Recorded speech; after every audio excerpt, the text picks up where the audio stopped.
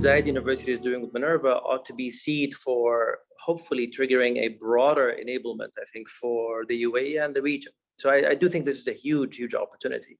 In my firm, we interview 1 million people a year who are looking for jobs.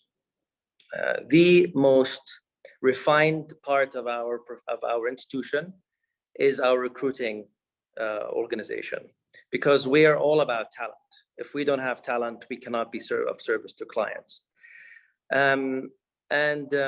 We end up getting a few thousand every year. And one of the conversations that everybody gets shocked by when I have a discussion with them earlier is just to say, your degree area doesn't matter a single bit. So it's a bit like George, history. I mean, actually, by the way, some of the most fascinating people and some of the most lucid brains effectively come from liberal arts.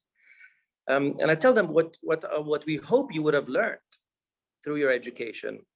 One is knowing how to think.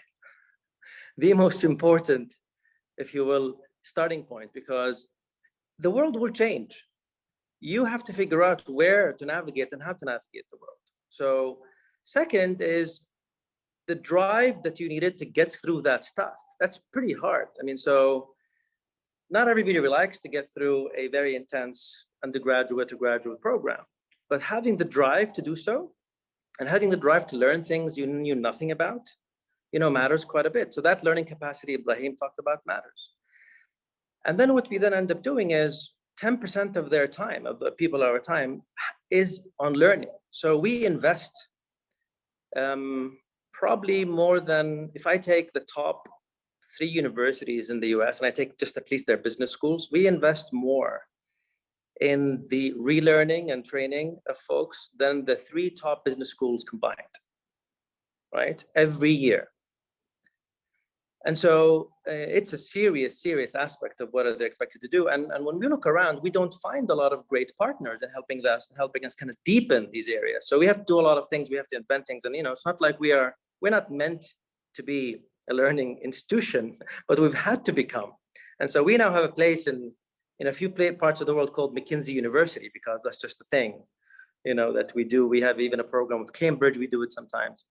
So we build this in, and we even have in our evaluation and reviews of our people, a piece of it that just says renewal. What's this person's path to renewal? And how are they renewing themselves? And just really getting on with the times. And so these are just all, I think, institutionally that we do. And when we go and look at our clients, many of them are doing the same things. This is becoming more and more mainstream. And if I think about the categorization of what they also look for, they look for some of the general cognitive skills that everybody talked about here, critical thinking, mental flexibility, obviously communication, but self-leadership is more and more a thing. Several of you talked about that. Self-awareness. We talked about learning capacity, being able to actually, we talk about being aware of the world, being aware of yourself, the world within you, understanding what's triggering you, what's making you do the things you do, is something, by the way, no machine can ever do. Well, at least not in my lifetime, I hope, anyway. A lot of the interpersonal things, for example, relating, right? Relating. It sounds like a simple word, but relating is some of the most powerful aspects in human connection. Particularly, by the way, as technology connects all of us, it disconnects all of us. And so being able to relate becomes an even more important, powerful aspect of what happens. And then I will maybe end by sort of saying, when I went to college, I looked through the booklet to try to figure out what my major was going to be. And I just didn't like all the majors that they described. And the major I picked was the major I didn't understand. And it turned out it had the word interdisciplinary because it was a systems analysis kind of major where I had to just go figure stuff out. And I got to tell you, I thought that was, I'm grateful to, kind of not having to just go and do the classical thing. So anyway, that's at least a notion of it, of how I think about lifelong learning at the enterprise level. Now, countries do have to do a lot more to enable lifelong learning. And some countries are.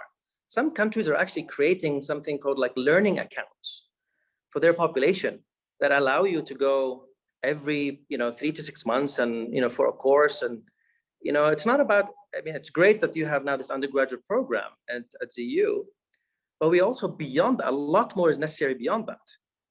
You're going to have to, people will need 3 months plus of every year of some of this stuff just to kind of keep up.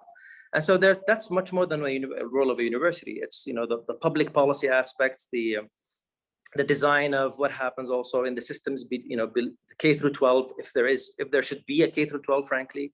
So there is, hopefully a revolution, as George referred to, the business of education, that obviously he's leading in his institution. But I think we can all, clearly ZU is at the forefront of that, but I think a lot more is needed to enable a true full system of lifelong learning.